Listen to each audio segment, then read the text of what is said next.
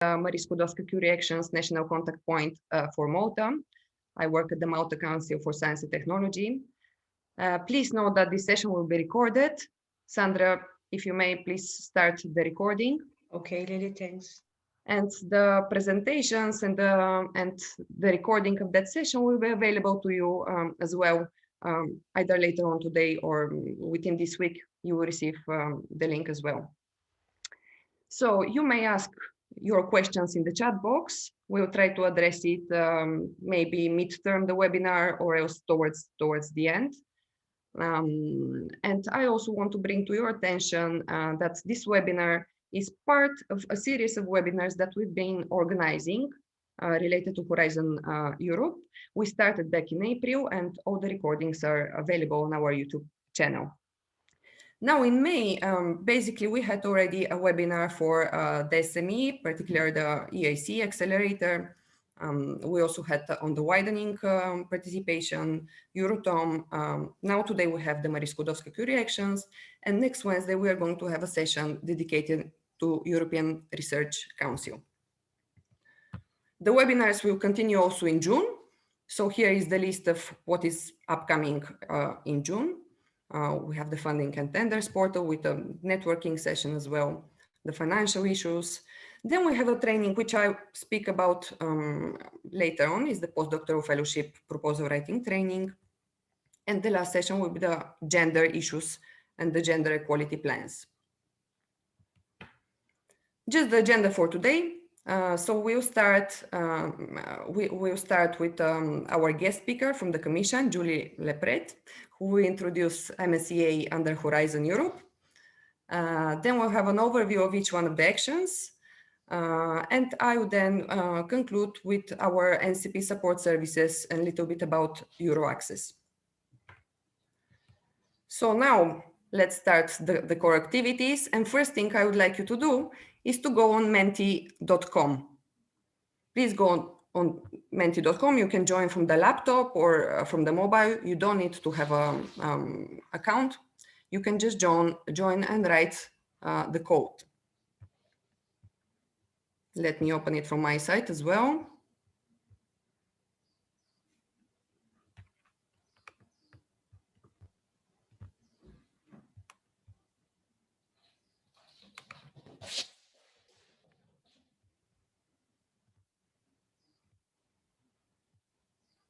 Okay, people start joining.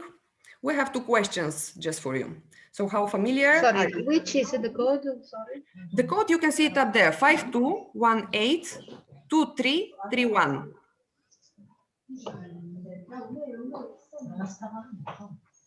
Okay, thank you. Okay, so let's wait a little bit for this question. How familiar are you with Msea? You have participated before, or you maybe applied, but you were not successful. Or it's the first time you are hearing about Msea, or you just heard, but you never managed to apply.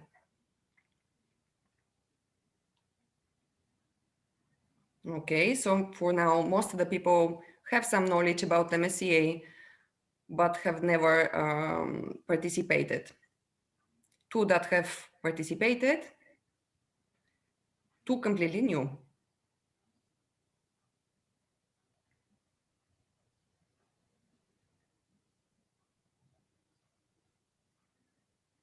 Okay. Is there anyone who did not submit their answer yet or did not manage to join for some reason? Let's wait just a few more seconds.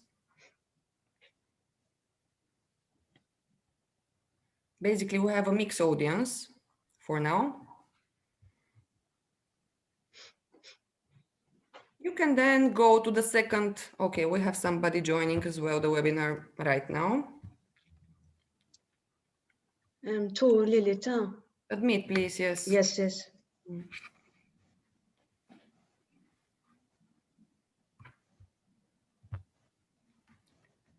Okay, and then the second question will be, with what do you associate Marie Skłodowska reactions? This is just, you can give up to 3 words or small phrases. It's up to you. So for those that just join us now, we are on menti.com and we just have two questions there.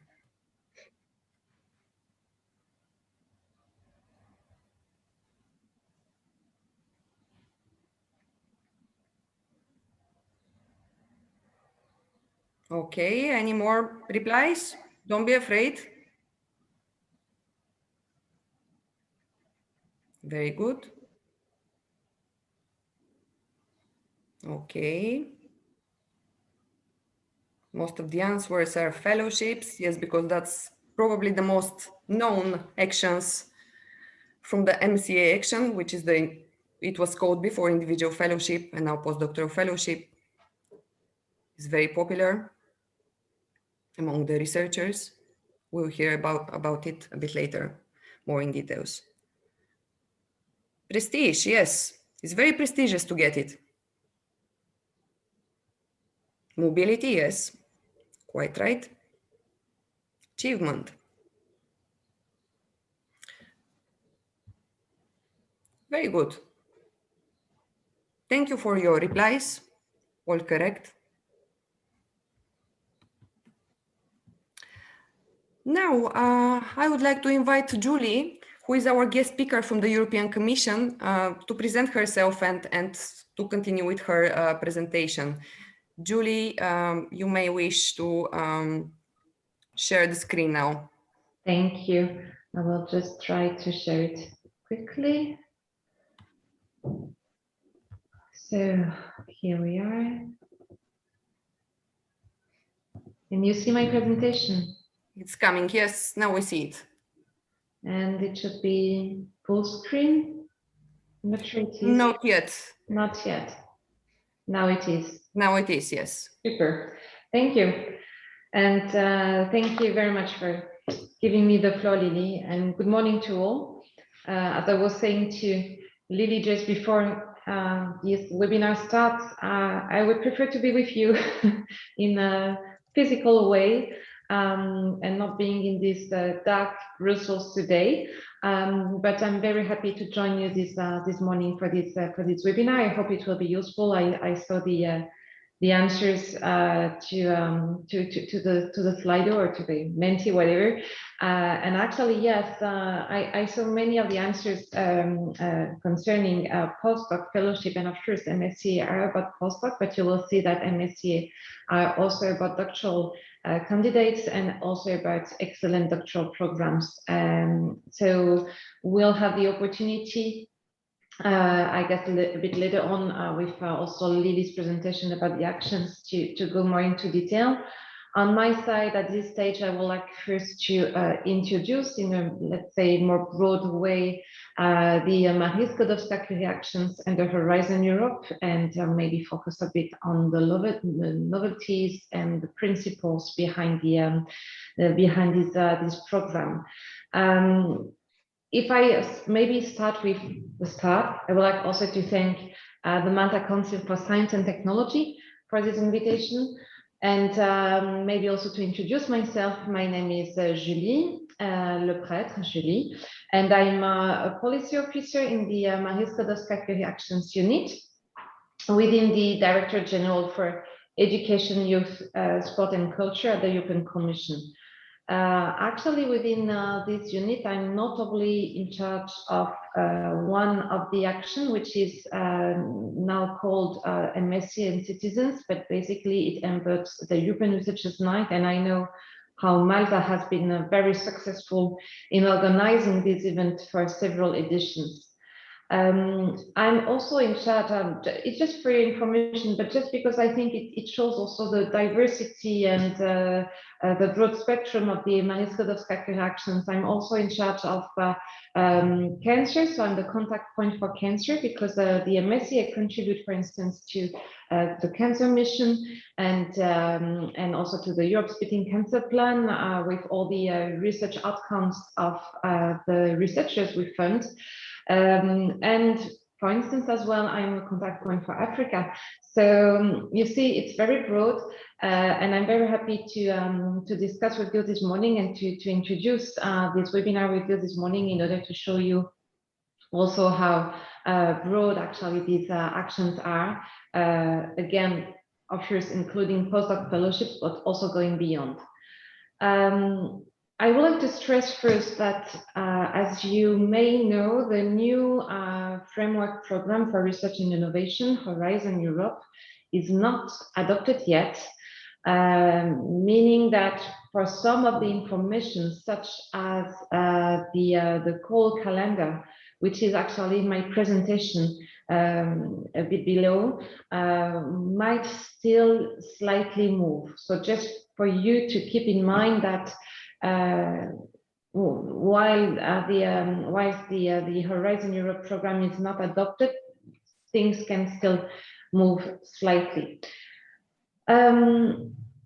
So I will start this presentation, this general overview of the Marie Skłodowska-Curie actions by reminding you that, or by indicating you that the Marie Skłodowska-Curie actions are part of Pillar 1 under the new Horizon Europe program. It is the pillar which funds, as you can see on the screen, excellent science, and it supports also frontier research and breakthrough scientific ideas. It also allows teaming up the best researchers from Europe and beyond, and it equips them with skills that are needed in the academic, but also in the non-academic sector. And this is also a dimension we will come back to, because really the non-academic, I mean, the cooperation between academia and non-academia is really key. The Marie Skłodowska-Curie actions offer also access to excellent research infrastructures. I could see that some of you know already the Marie Skłodowska-Curie actions, so possibly you knew them actually from the program under Horizon 2020. And you will see that there is basically no revolution. The actions as you knew them before will continue to be funded under new names, but this, I believe, you will get familiar with them very quickly. And but what we try to do really is to simplify, to make the actions more accessible and to make them more understandable, especially to newcomers. And for some of you, it's the case today. So to give you an overview of the achievements of the Marie Skłodowska-Curie actions under Horizon 2020. So in the past 7 years, the Marie Skłodowska-Curie actions have supported 65,000 researchers in Europe and beyond, including 25,000 doctoral candidates, as well as more experienced researchers. They have funded more than 1,000 doctoral programs, so excellent international doctoral networks. And actually, it is really important to stress that the Marie Skłodowska-Curie actions are a program to the benefit of researchers, but also of institutions. The program, as you can see also on the screen, has promoted strong links beyond academia with industry and SMEs. 4,500 companies and non-academic organizations have been involved in the program. One of our priorities is also to support women into research and to contribute to achieving equal access of women and girls to science. And female researchers make up almost 42% of the program. Actually, Malta does even better, with 52% of female researchers among the researchers funded by the Msea. So the Marie Skłodowska-Curie actions are the EU reference program for doctoral and postdoctoral training, contributing to develop highly skilled researchers able to detect and to tackle upcoming challenges. And actually these past months and last year, actually, unfortunately, we have seen how crucial research and innovation was in the context of the pandemic. We develop highly skilled researchers able also to communicate scientific evidence to policymakers and to the public, and to work across disciplines. And this is also a dimension I believe Lily will come back to when she will presenting each of the actions.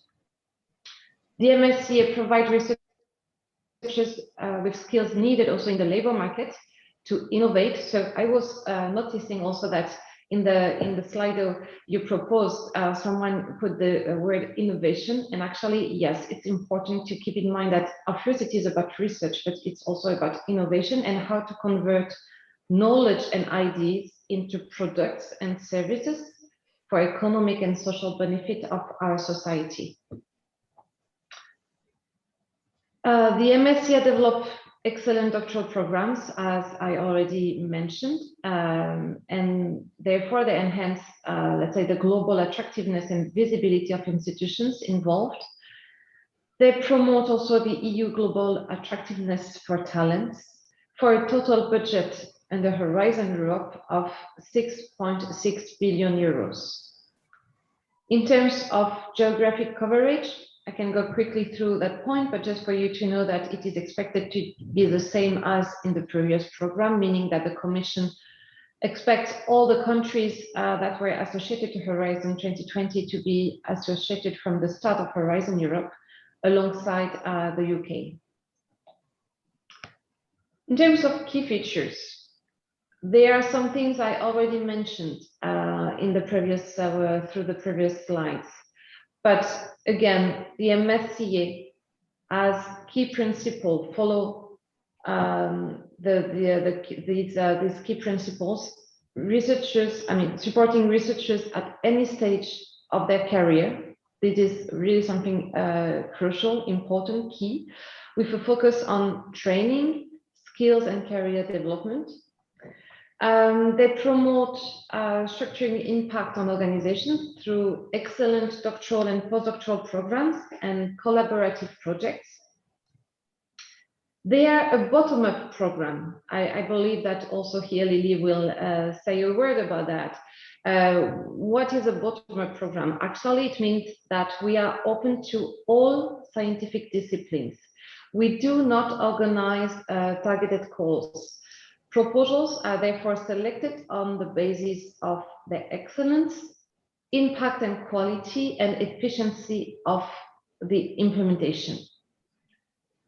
The Msea supports international, intersectoral, and interdisciplinary mobility, what we call the 3I actually. So for the international dimension, I would like to stress that the program is open to researchers from all over the world. And today, actually, about 40% of Msea researchers are from outside the EU. So it was the most international program under Horizon 2020, and we really hope it will continue to be the same under Horizon Europe.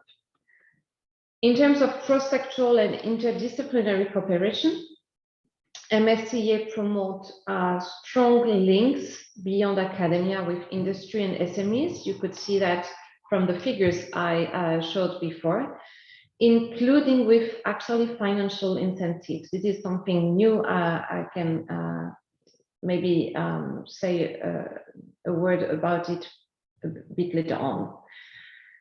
And Msea promote also attractive working and employment conditions. So for you to know that Msea researchers are recruited under employment contract with social security coverage, sickness insurance, and also monthly allowances to cover living, mobility, and family costs.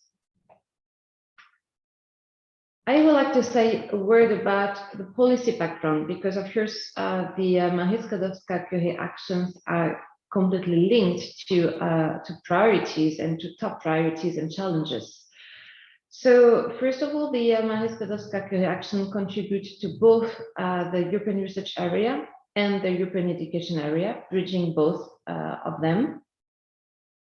So in particular, as we mentioned before, through the doctoral programs, they contribute to the EU external policy objectives, as we said, being the most international action of Horizon 2020. Actually, the Marie Skłodowska-Curie actions can also rely on a very large network of alumni all around the world. They are more than 18,000 members, and they are very active. The Msea are committed to the European Charter for Researchers and the Code of Conduct for the Recruitment of Researchers, which aims to give researchers the same rights and obligations throughout the EU. It addresses both the researchers and their employers. These are really key elements in the EU policy to make research an attractive career. So they promote open, merit-based, and transparent recruitment procedures. Julie, if I may just interrupt you for a second, there is like a pop-up banners on your screen in green. You see them. If you can just remove them, will be better for the participants. I don't see them actually.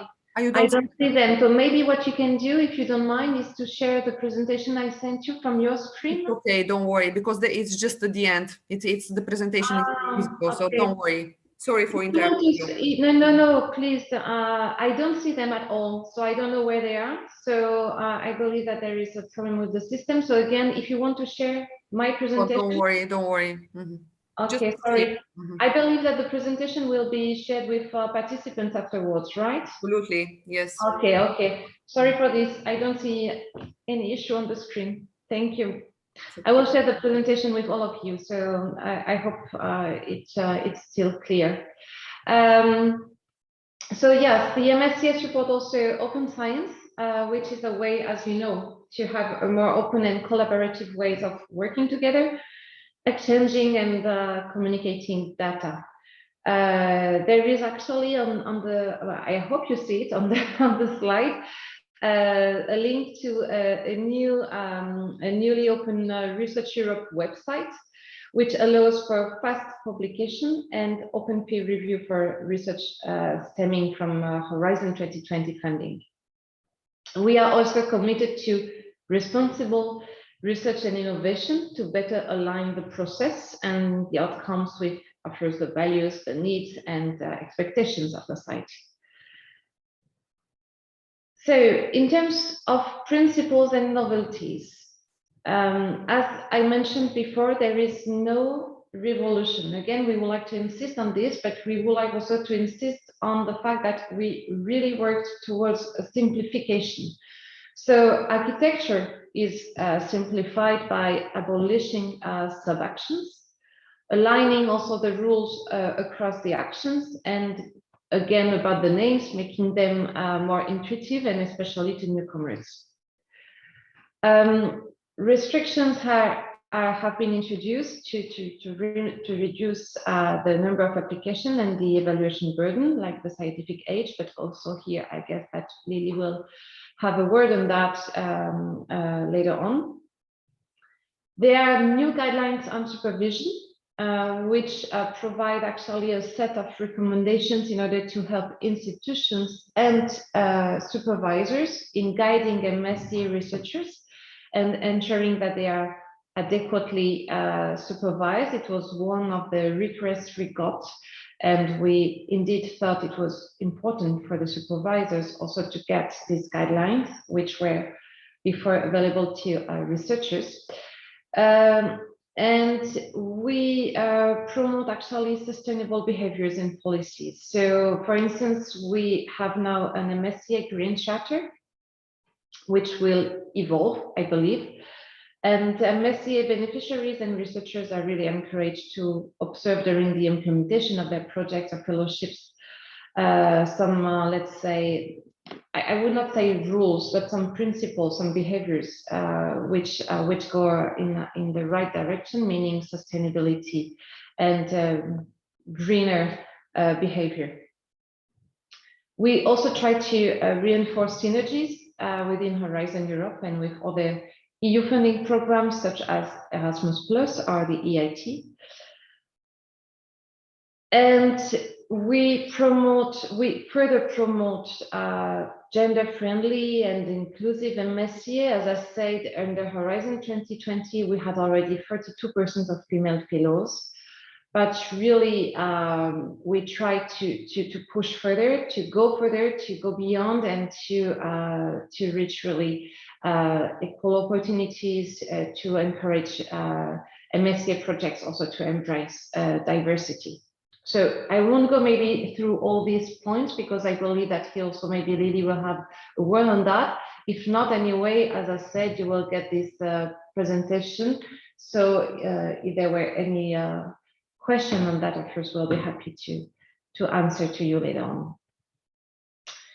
About academia and non-academia collaboration, I already said the word before. So we really encourage now under Horizon Europe intersectoral exposure to ensure that researchers are equipped with skills that are needed in enterprises, including SMEs, as well as actually other socio-economic actors such as government institutions, NGOs, museums, hospitals.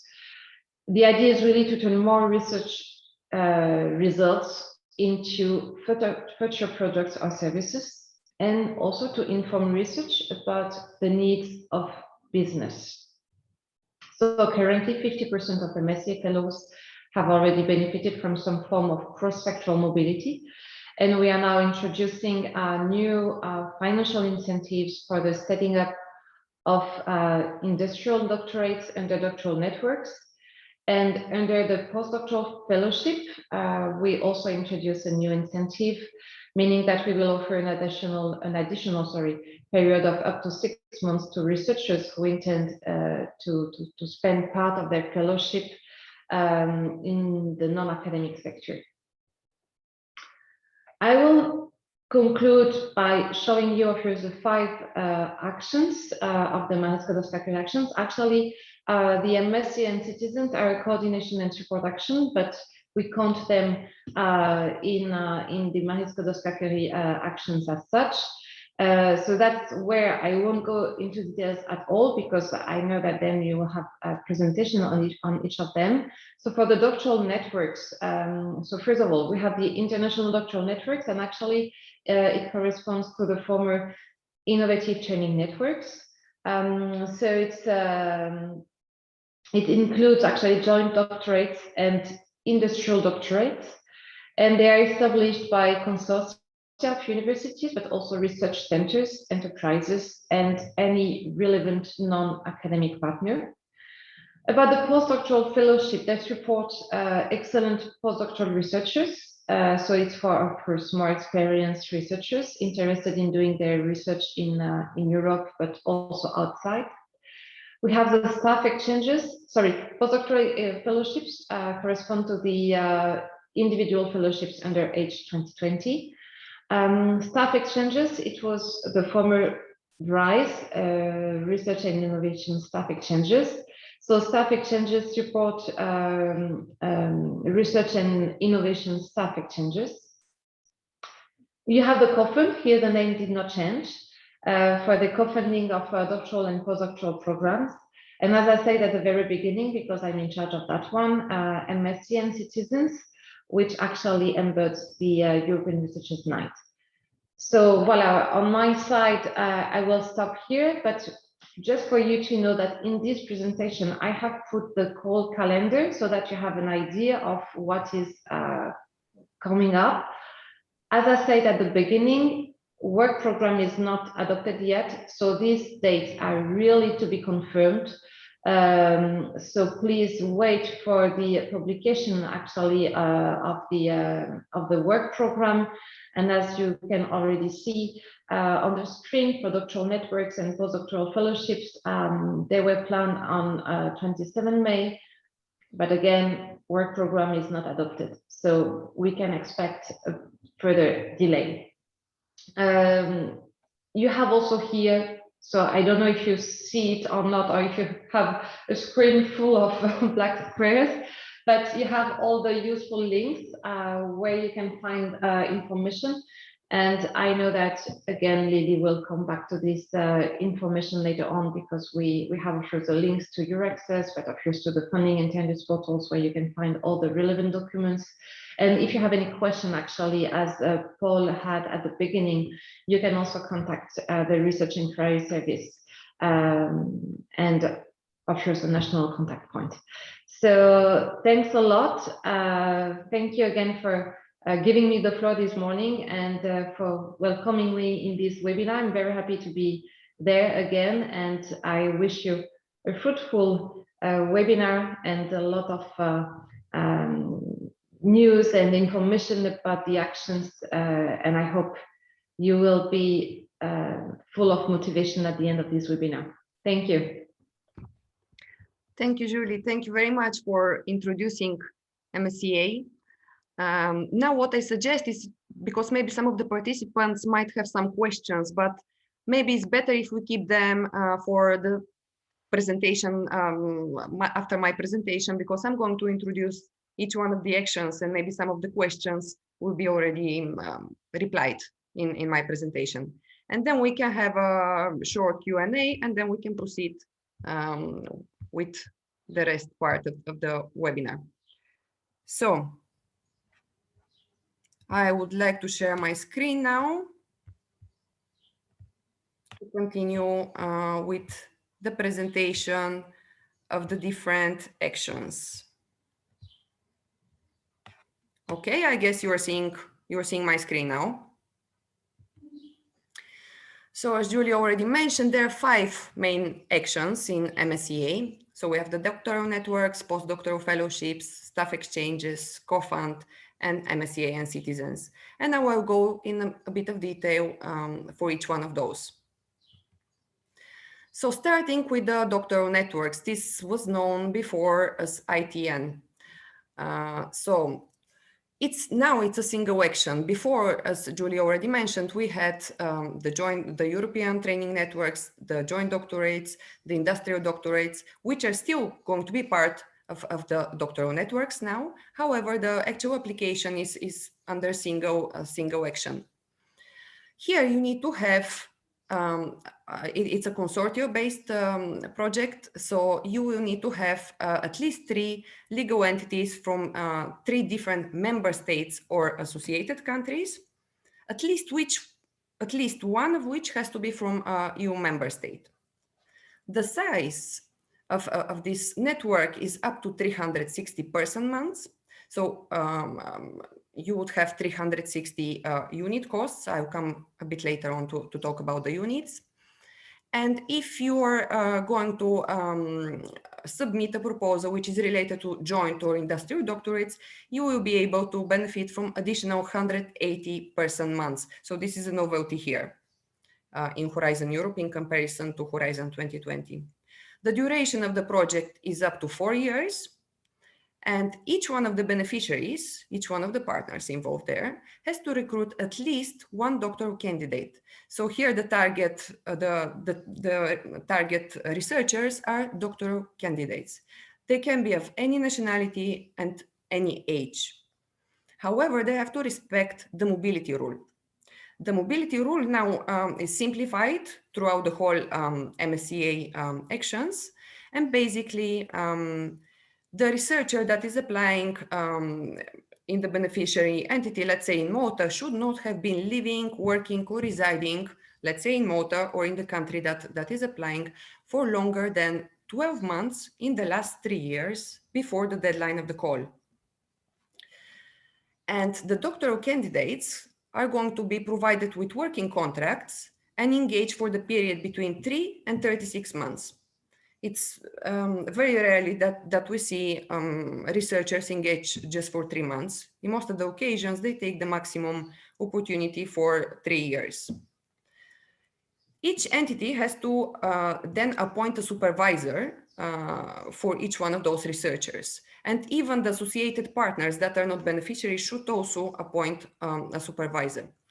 This, the participation of these associated entities is linked to the secondments quite often.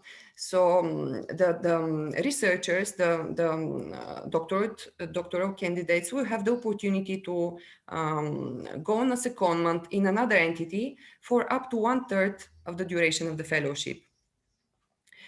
Another thing that is it's the same case like from Horizon 2020 is that not more than 40% of the budget should go in the same country. And the call deadline, like Julie said, is proposed to be 16th November. However, it's yet to be confirmed.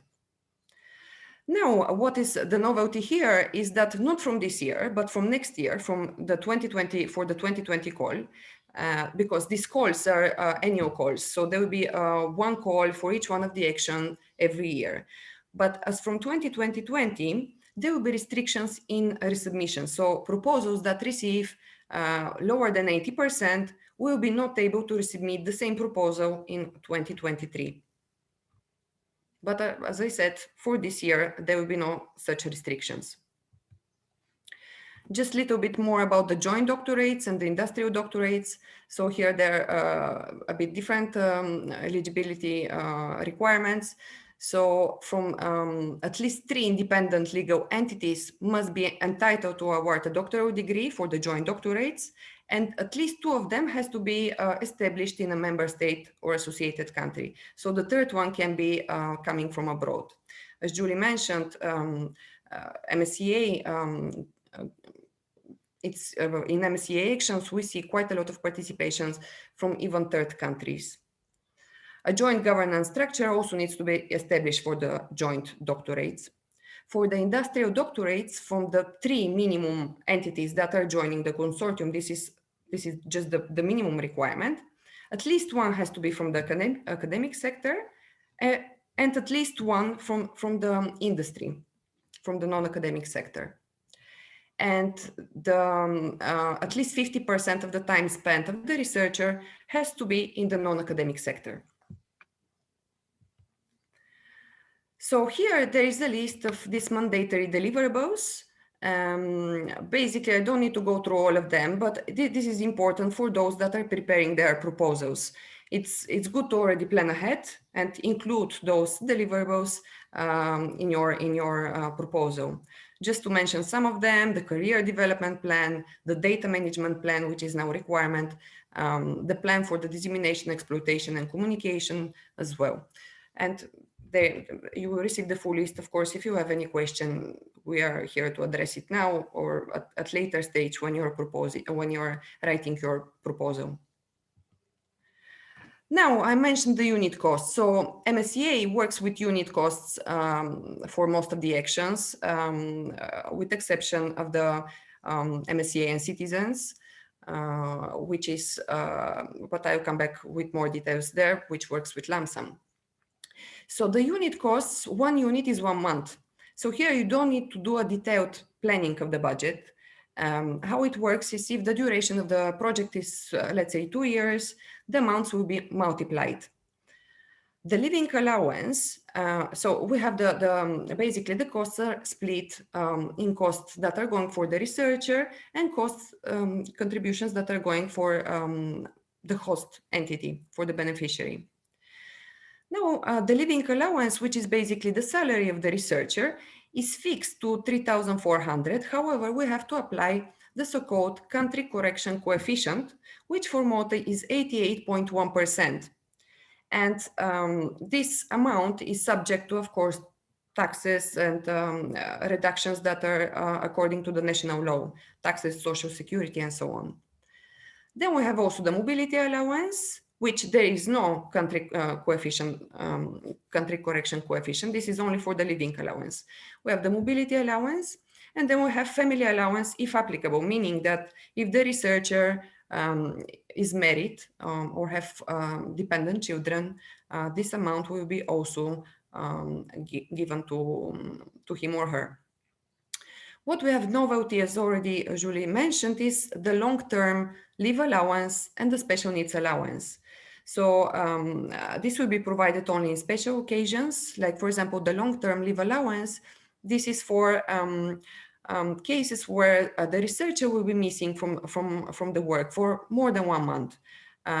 This can be the case of maternity or paternity, can be the case of sick leave, and so on.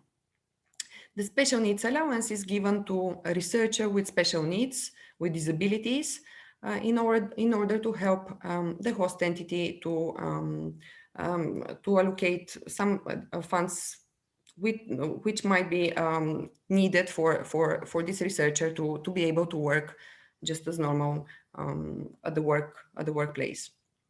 Then we have the institutional costs. The research, training, and networking contributions have to be spent towards the researcher again, for maybe traveling abroad, for attending trainings, maybe organizing trainings, local or abroad, consumables, and so on. And the management and indirect costs. Basically here in Msea, we don't have the 25% flat indirect rate. So we have instead this management and indirect contribution as part of the unit cost. Now, I have prepared short videos to show you short videos as an example of basically as an example of a beneficiary from Malta. So they're very short videos of just 2 to 3 minutes. Now we're going to see the video of Protect, which was funded under Horizon 2020 with beneficiary University of Malta. It was an ITN project. So let's see this short video. Don't live in a sterile environment. So we definitely don't live in a sterile environment. Our atmospheric conditions are supporting the growth of different microorganisms. And these are environmental microorganisms which can contaminate, and they can contaminate our food products. So these changes, for example, a possible increase of the average temperature, may affect also the shelf-life of food products, may affect how long we can store a product that we call shelf-stable products. And these products are called shelf-stable because we keep them on the shelves and they have a shelf-life of more than 2 or 3 years, depending on the process and the product we have inside. So if we have a scenario of climatic change, which means increase of the temperature, we may have to reassess the shelf life of the product, because bacteria which might resist the process that we have done for the production of this product may adapt to these temperature conditions, may be able to proliferate, so we may have to reevaluate what is the duration of the shelf life of the product. And then this is important when we speak about spoilage, but we may have bacteria which are pathogenic. So bacteria which, in case they are present in the food and the food is consumed, then we may have some infectious diseases to the consumer. So we have to reconsider shelf-life issues. We may have to reconsider sensitivity and resistance of all this type of microorganisms to make sure that shelf-stable products are still safe and of high quality under scenarios of climatic changes. Any type of production, any type of operations, they have an impact to the carbon emissions, to the carbon dioxide emissions. And of course, this may have consequently an impact to the climate change. So based on research that we have done here, we have been evaluating in collaboration with some other universities the impact of the production of different beverages on the carbon footprint of the product.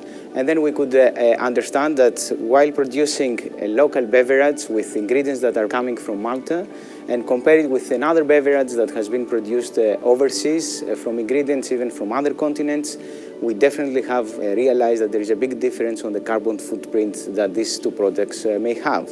So this involves information that has to do with how much energy we are consuming, how much energy we spend for the distribution of the products or the transportation of the products. So there is a direct link between the carbon footprint and the climate change, and these carbon footprint emissions, of course, they are linked to food operations, food processing operations, which is definitely one of the activities we are doing here and we try to assess. So our research group at the Department of Food Science and Nutrition, which is part of the Faculty of Health Science here at the University of Malta, focuses on climatic changes and their impact to microbial proliferation. So there is a specific focus through this research project that we recently got funded from Marie Curie, which is going to assess the coming 3 years how carbon dioxide temperature changes may affect shelf life and quality of food products.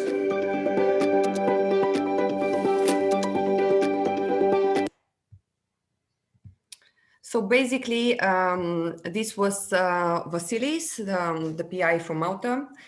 They're just beneficiary. They're not the coordinator in that project, but Vasilis is very active in MSEA actions and has a number of different MSEA projects that he's participating in. So this was just a short example, just to see how vast the actions can be. As we already mentioned, they're bottom up. Any research idea might be eligible for it, subject on the excellence part, of course, and impact and implementation. So now just let's continue with the next action, which is probably the most known and most popular action. Is not probably, it is, and it's actually the most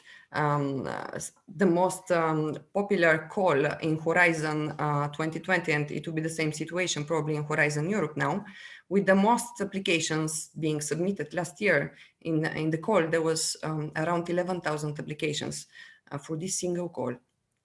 So just a few words about it. So there are two types. Again, it's bottom up, just similar like the rest of the actions. There are two types of fellowships.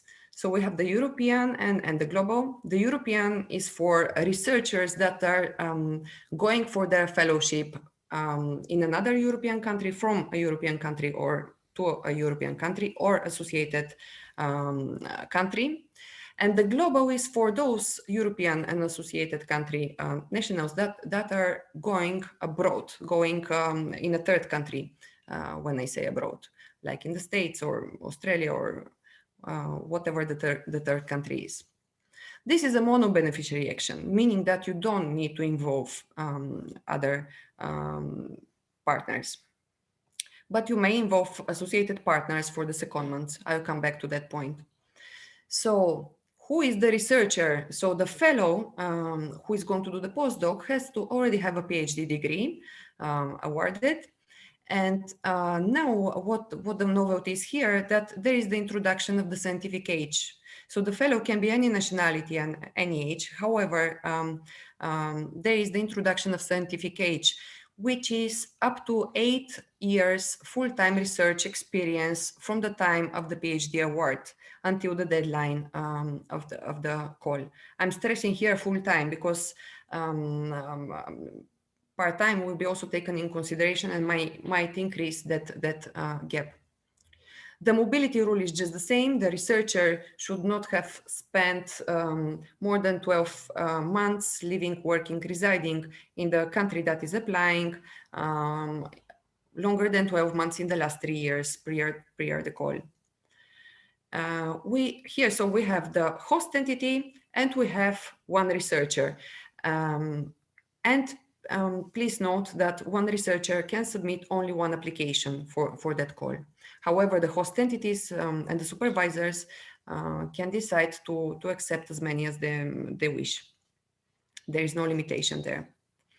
The duration of the action here is for the European, we have between 12 and 24 months, with a novelty in Horizon Europe that you can have additional 6 months, the researcher can have additional 6 months if these last 6 months are spent in the industry, in the non-academic sector. For the global fellowship, it remains the same as previously and is up to 36 years with 12 months, the last 12 months mandatory return to Europe.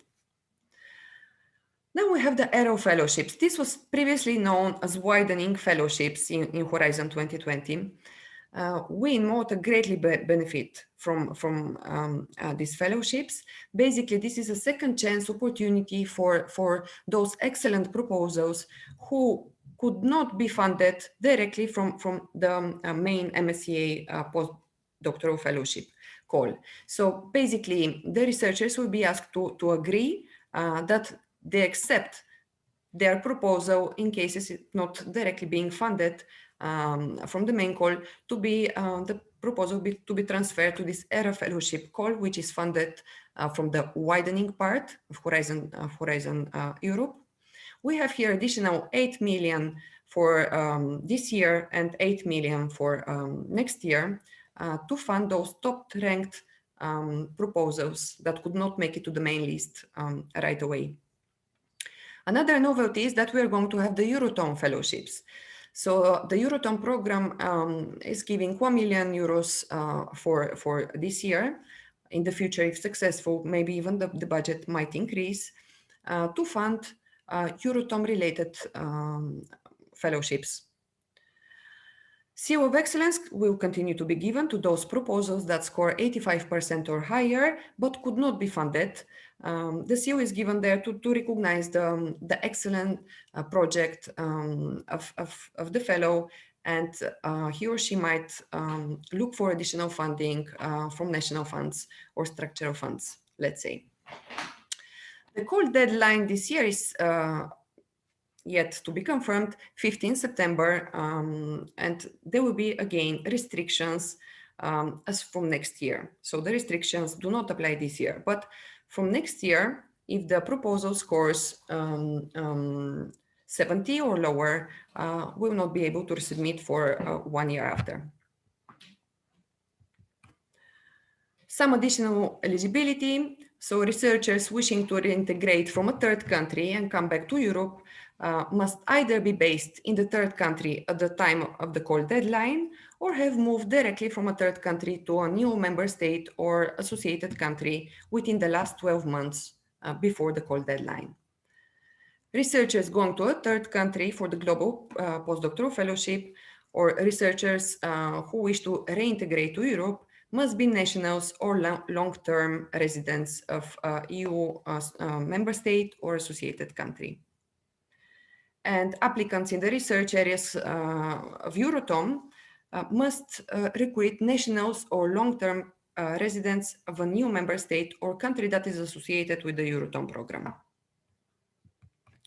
Again, I included here the mandatory deliverables. Again, we have the data management plan, the dissemination and exploitation, career development plan, mobility declaration, and a questionnaire, which also is mandatory to be completed by the researcher.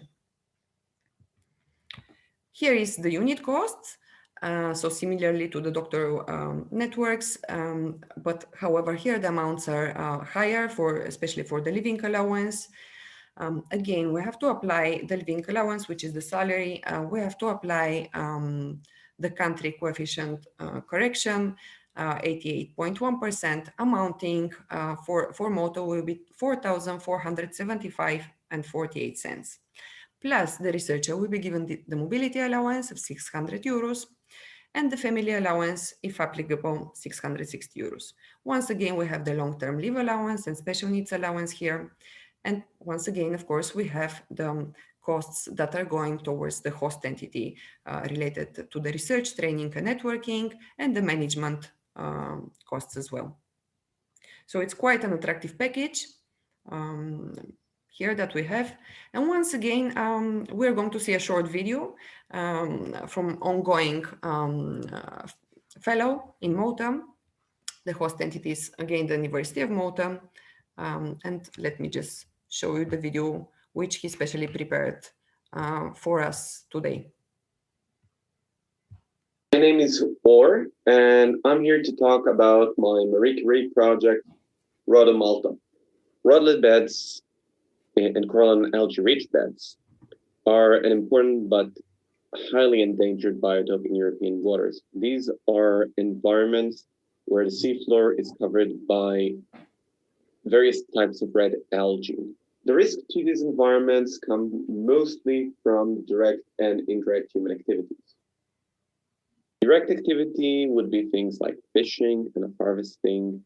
Indirect activity would be things like global warming and ocean acidification. The direct impacts are rather easy to see and evaluate, but the indirect ones are a bit harder to spot and control for. Lucky for us, this sort of environment actually preserves very well in the geological record. So we can go back to periods where the ocean was warm and PCO2 levels were high and see what was going on in these environments in the past. Malta is actually an amazing place to do such a study, as you have in one place the modern coralline beds and also multiple ancient beds exposed all over the archipelago, going back almost 30 million years. And Malta also has a slew of other advantages. Was always in warm oligotrophic environments, far from the continents, and that allows us to look at the response to these global changes without other interfering variables. And this is the point of Rhoda Malta, to figure out how to look at this marine biotope in large scale, in time and in space, to better understand and provide a framework that decision makers can later use in setting up conservation policy.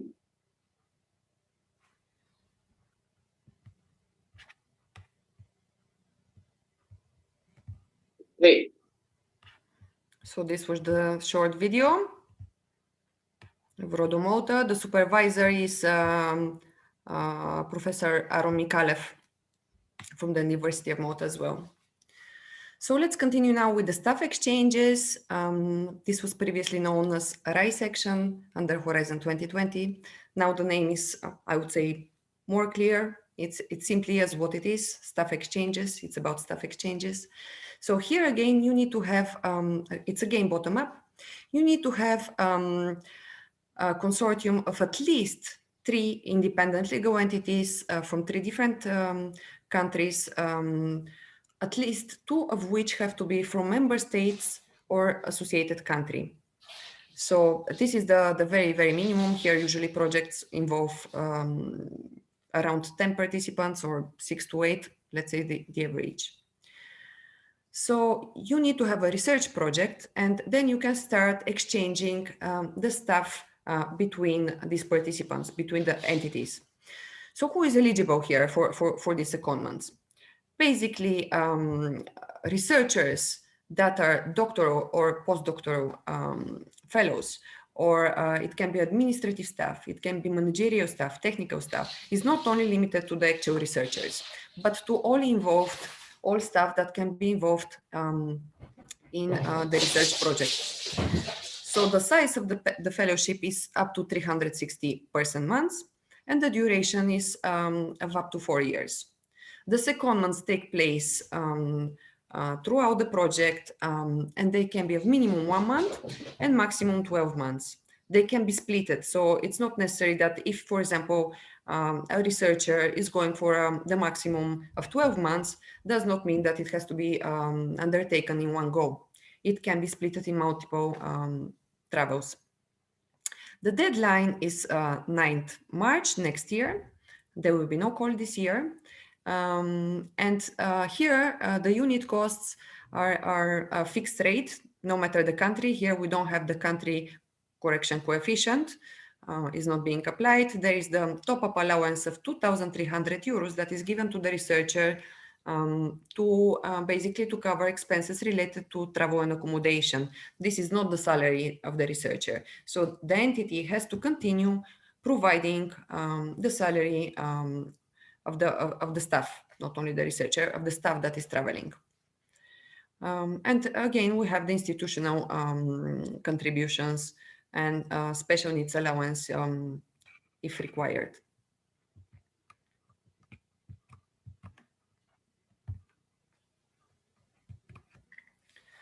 So just a few other conditions. So here we have an involvement, quite large involvement of third countries. However, they cannot be beneficiaries, but they can be associated partners. So another thing is that the secondments must take place between different countries. You cannot send someone on secondment in the same country from Malta to Malta. It has to be in a different country. And if all participating organizations are from the same sector, let's say they're all academic, there must be at least one organization from a non-associated country, from a third country. And the secondments within the member states and associated country must be between different sectors. So from the academic to non-academic, or from the non-academic to academic, and so on. Except for interdisciplinary secondments, which must be limited to maximum of 1/3 of the total month spent under the action. So another condition is that the staff that is going to be sent on the secondment must be actively engaged linked to the project, to the research project, for at least 1 month before the first period of the secondment. Again, we have here a list of mandatory deliverables. They're similar for the other actions, the data management plan, the dissemination and communication, but we also have some mobility declaration and so on. Again, I prepared here a project. This time, the University of Malta is coordinator of Be Happy project. So let's see the last video that I have prepared for today. So the project is called Be Happy. It stands for Behavioral APIs. It is an H2020 RISE project. The idea is that software nowadays, it's not built in one big block, but rather it's made up of smaller bricks, right? Now, what the project is interested in is how these bricks fit together. In programming, we call these API, Application Programming Interfaces. Here, we're trying to come up with a theory that explains this and that facilitates, you building things with these bricks that are of different shapes and sizes. My role in Be Happy, it is that of the coordinator. The project is mainly about staff exchanges. So it funds you to go and perform what is called a secondment, which is a month-long visit. We have a consortium of 20 participants, but they are both academic participants, but also participants from industry. So it's a unique exchange to change ideas, right, between academia and bring them to market. Or get feedback also from industry on what they need for API-based software development.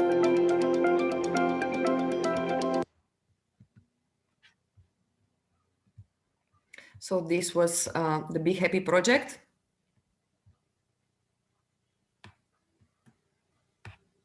Let me just find the last slide that I left. So yes, we arrived at the co-fund. Just a few words about it. Basically, this action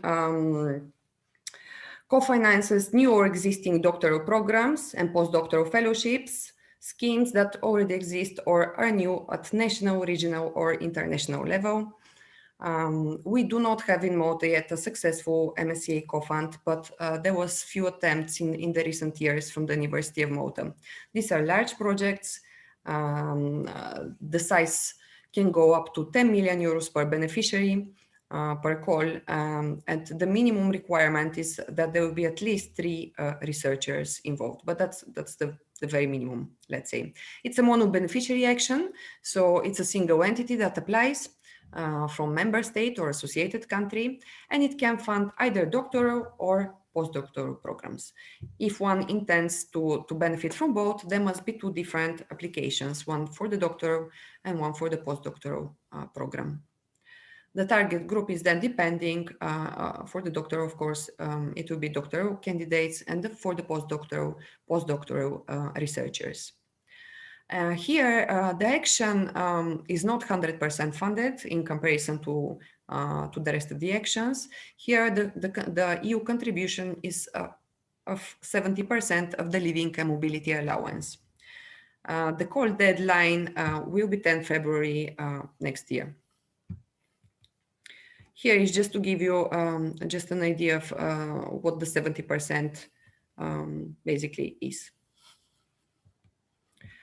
Now, the Msea and citizens, it has been mentioned a few times already. This is an action that I believe all of you are familiar with, because you know the Science in the City festival, which takes place at the end of the last Friday of September every year. It's a very popular event in Malta. So yes, it is funded from Msea, in particular in the last years from the night call.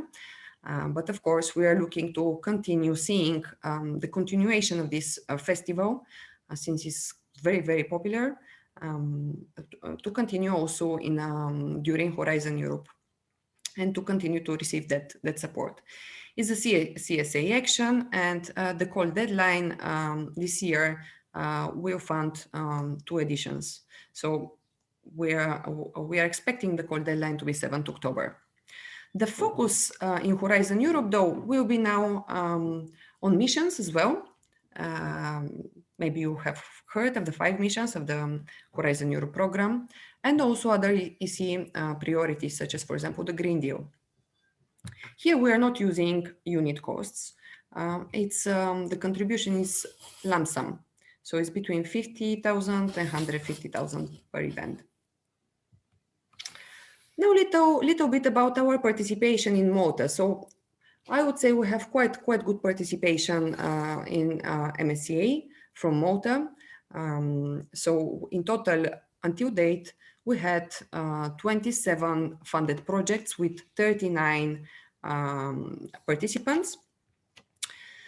The participants are not only from the University of Malta. I would like to stress that because until now I showed you just projects funded from there. However, there is quite a lot of participation from the private sector as well, because Msea is open for all type of legal entities, being though SMEs, industry, of course, the academic sector, NGOs, and so on. We had 7 ITN projects.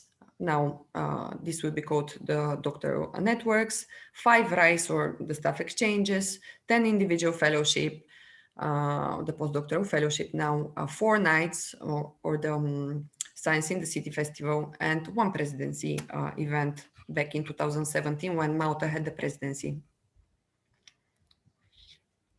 Just few words on how to apply.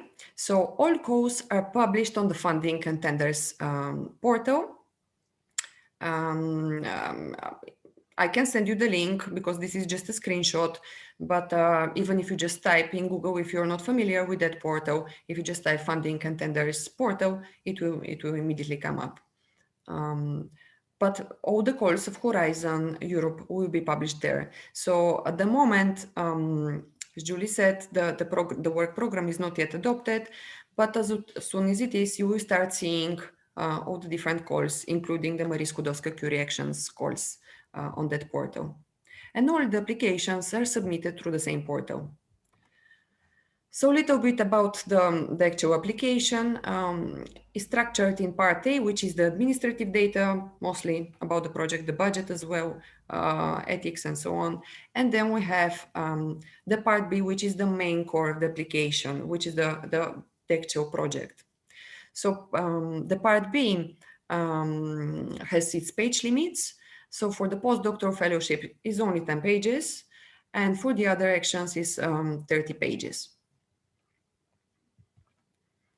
Just a little bit on the evaluation, as we mentioned, is based on, there will be at least 3 independent evaluators that will be scoring your proposal, and they will evaluate based on excellence, impact, and implementation.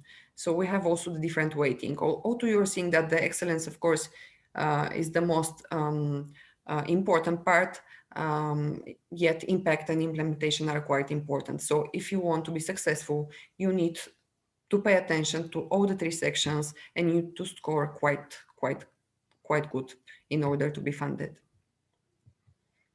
So now I finish with that part of the presentation.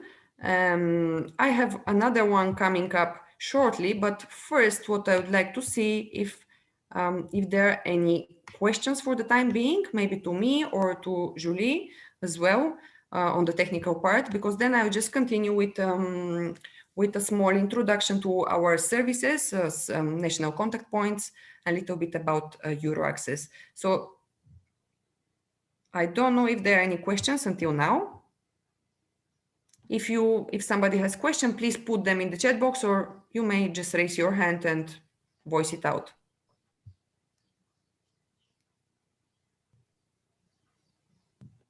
Okay, so we have somebody from Iran joining us today.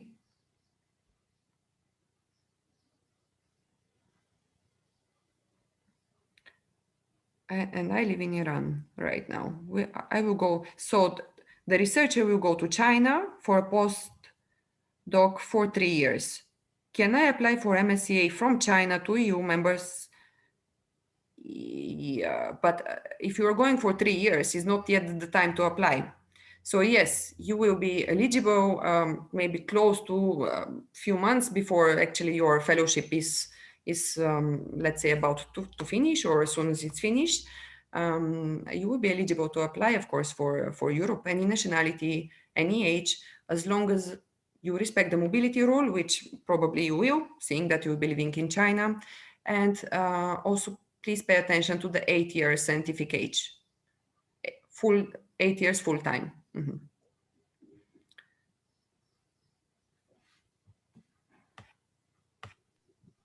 I hope that is clear. I don't know if there are any other questions. Count from, yes, it counts from that time, is based on 8 years full-time research experience. So if you have any gaps, you have to address them, and you might have increased window eligibility. Okay. Any other questions?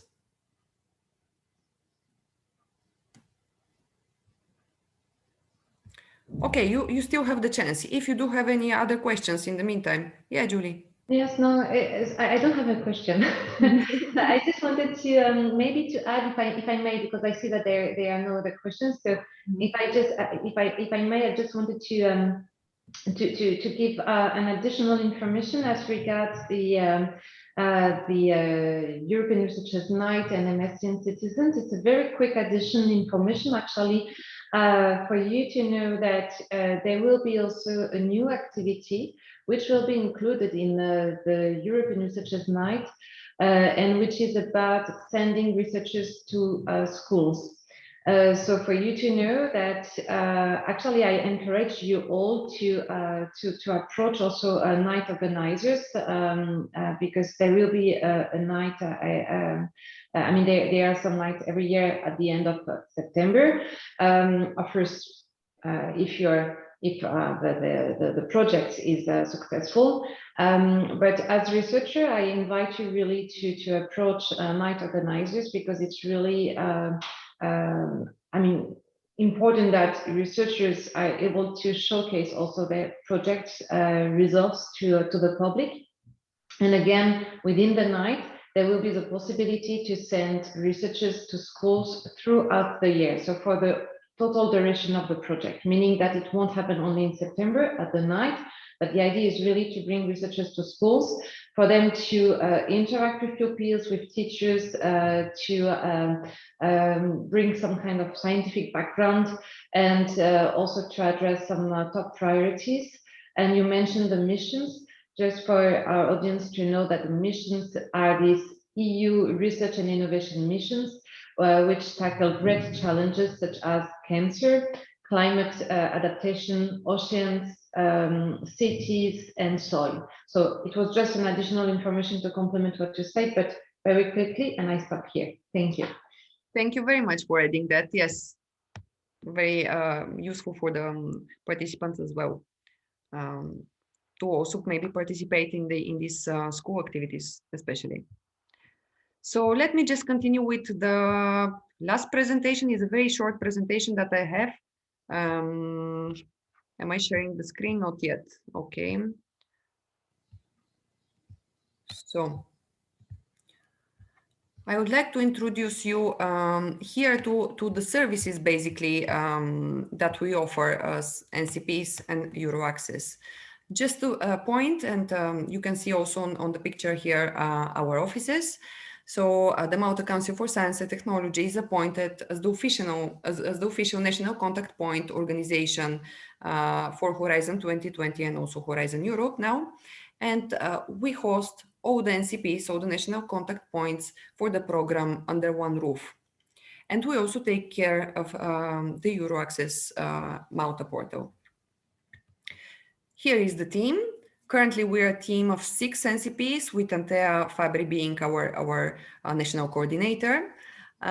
We're expecting another person to join our team shortly, and we also have an administrator who help us with dissemination and communication issues mainly. What we do, we provide advising and training. We handhold the applicants. We can organize one-to-one consultations. We can help you with partner searches, either promote you as a partner or else find you partners for your proposals. We advise on administrative issues, we review your proposal before submission, and we can provide you tips and tricks on and suggestions on how to improve it. And we also advise during the actual project implementation too. So a little bit more how specifically we can help you with Msea. We can help you identify the best action for you, or the best call. We can help you promote your expression of interest. So this can be through our NCP network with the NCPs that are abroad around Europe and around the world, actually. We can also upload that expression of interest on the Net4Mobility Plus portal, which is quite visited portal by researchers. It's actually the project supporting the national contact points, but also there is room for researchers to benefit from the outcomes of this project. We can help you find partners, or find, if you're a supervisor, to find a researcher that maybe would like to submit a proposal with you, or the other way around, if you're a researcher, to find a suitable supervisor. We can provide you with a lot of supporting materials. We have a lot of good guides and handbooks that are very beneficial when you're writing, especially the actual proposal. And of course, we can get you to participate in specific trainings and events. As I mentioned, we do review your proposal. Of course, if you wish to, it's confidential, so that to help improve it. Some upcoming Msea events.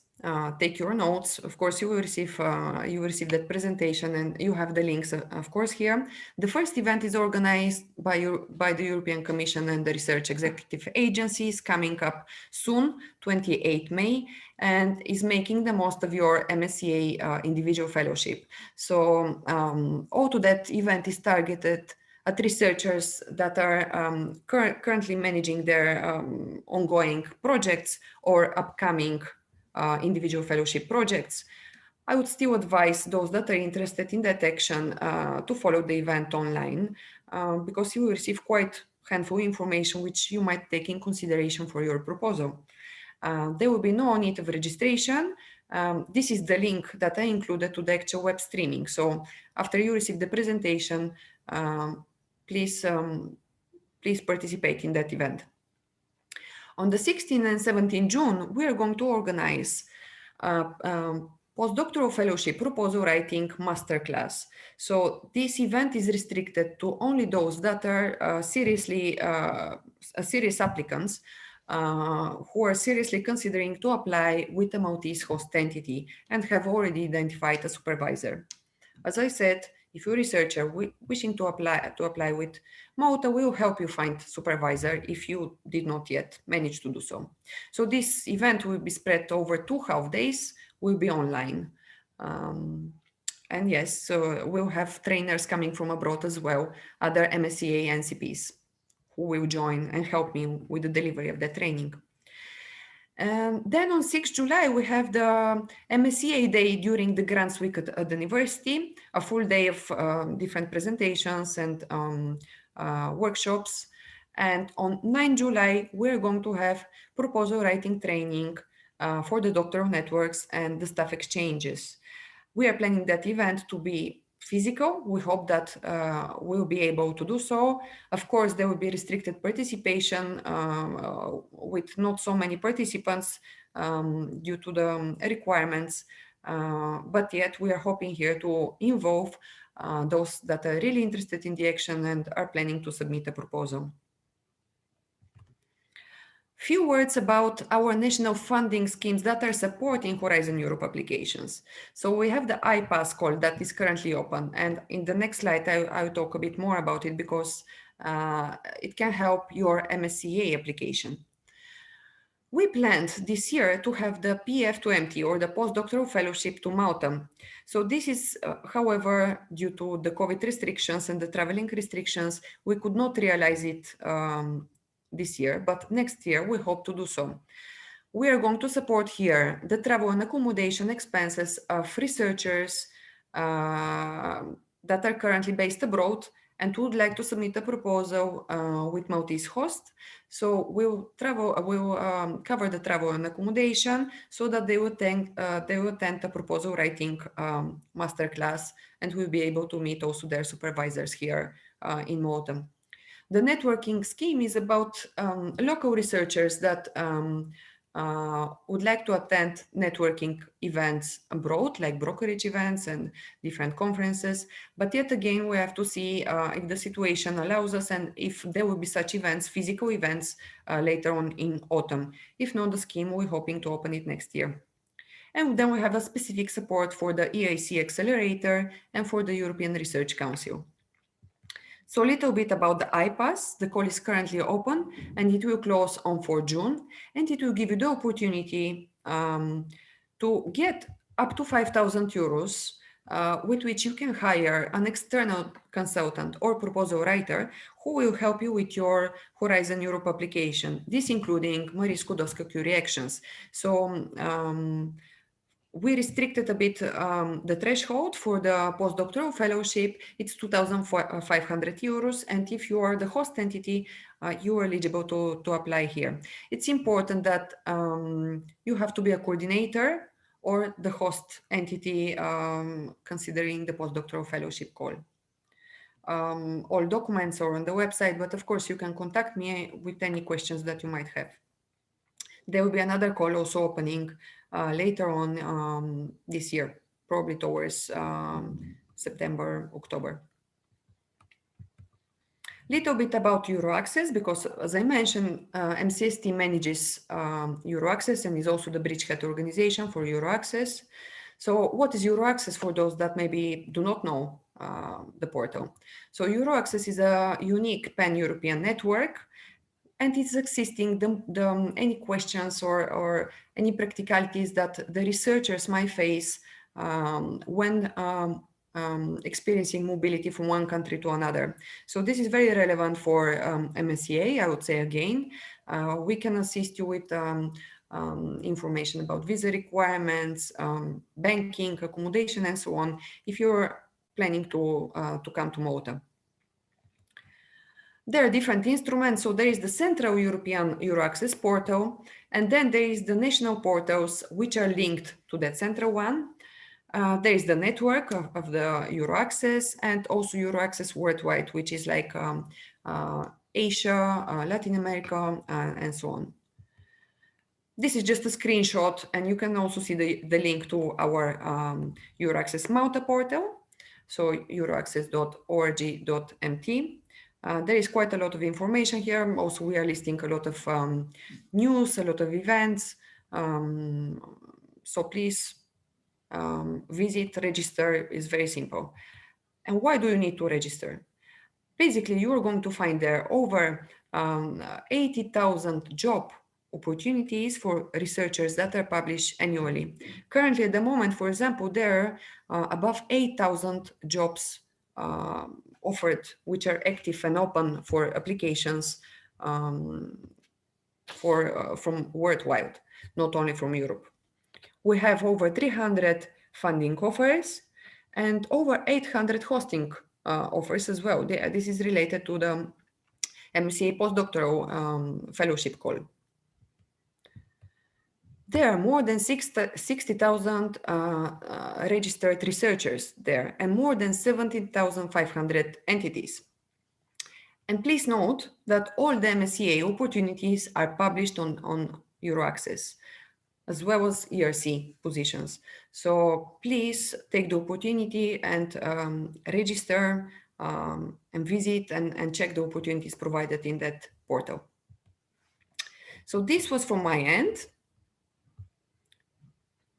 Yet again, I would like to see if there are any questions. I do not see any for the time being. Can I find host universities? Is there any specific site? Yes. So we did list our Maltese host opportunities on the Euroaccess Malta portal. Once again, if you go there, you will see not only from the University of Malta, but we also have from private companies as well host opportunities. However, we also do have the Net for Mobility, which I can send you the link now in the chat.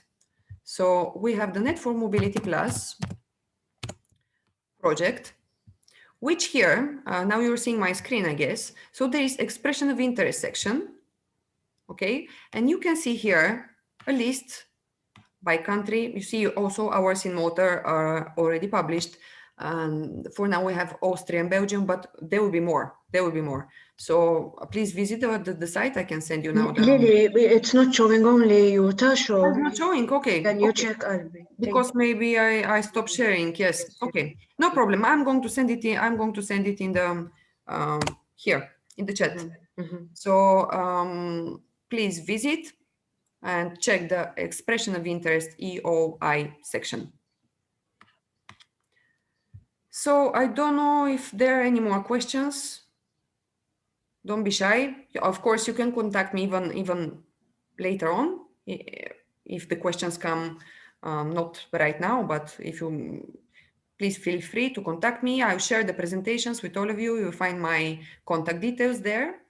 I don't know if, would you like to add something, Julie, here? We have only like, okay, we only have like a short poll that we will ask you to fill in before you leave. Sandra, if you can maybe launch the poll. How about the grant agreement rules? It's not letting me because there's the Ante logged in. Oh, okay. Okay, we'll send you a feedback questionnaire. We'll send you a feedback, very short feedback questionnaire after that. Which question? Okay. Oh yes. Okay. Yes, Paul, we'll come back to you about that. How about the grant agreement rules? Okay.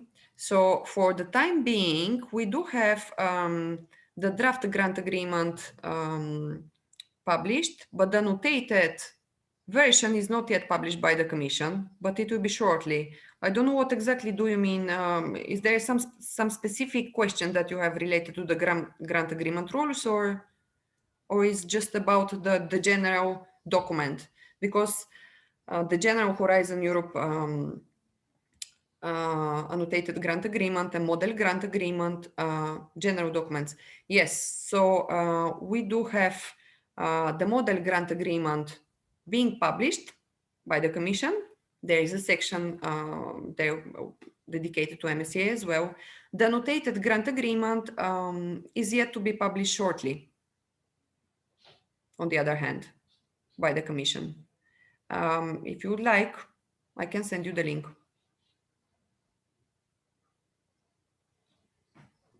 Maybe on my side, I just wanted to add, can you hear me? Yeah, sorry. Just wanted to add that, as we said, the work program is not published yet. We've repeated several times, but of course it should be the case shortly now. So we do hope it will be. We do hope it will be the case in the coming months. Again, we cannot give any dates, but voila, just for you to know that if you are interested, as you could see in the call calendar, there are some upcoming calls, and I mean, they will be closed. They will be published right after, for some of them, right after the publication of the work program. So if you are interested, and I hope you are, in applying, really be aware and follow carefully. And as Lily said, anyway, of course, there's calls every year, so it's an important information as well. Indeed, every year you will have this Msea call published. So it's just a small warning. Just I just managed to launch the poll, so I guess you are seeing it now on the screen. I will ask you just to go through it and just quickly reply to the few questions that we have. And then thank you for your participation. Thank you, Julie, so much for not coming to Malta, but coming to our online event. Yes, and we are looking forward to host you maybe in the near future for a real physical event. And thank you once again for your contribution. Thank you to all the participants for for sparing your time, coming and joining us, and contact me whenever you have any questions, even just to meet up and discuss your proposal. Good luck. I hope to see you soon.